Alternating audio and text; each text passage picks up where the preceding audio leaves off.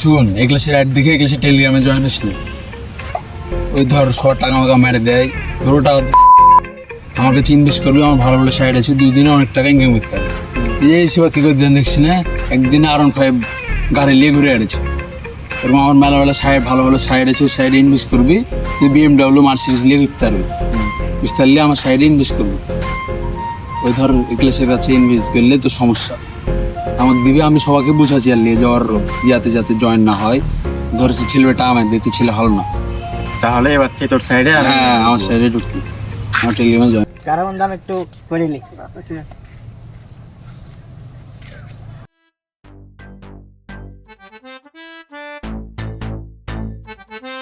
এই দে বন্ধু, তোকে বললাম না যে কর দিয়ে চলে দে শালা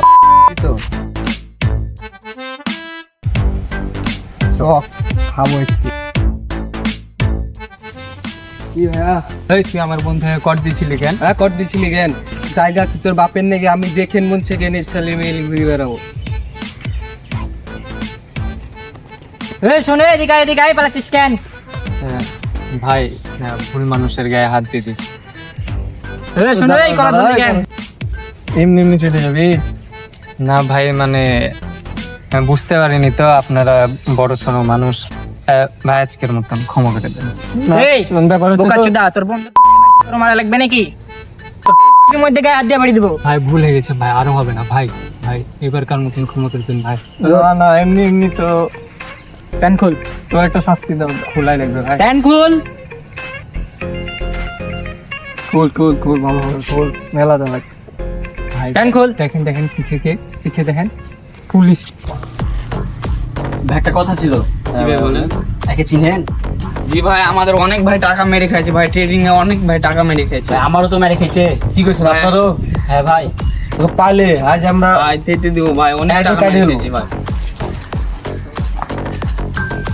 ভাই ওই ছেলেটা না? হ্যাঁ ভাই ওই তো, ভাই ওই তো।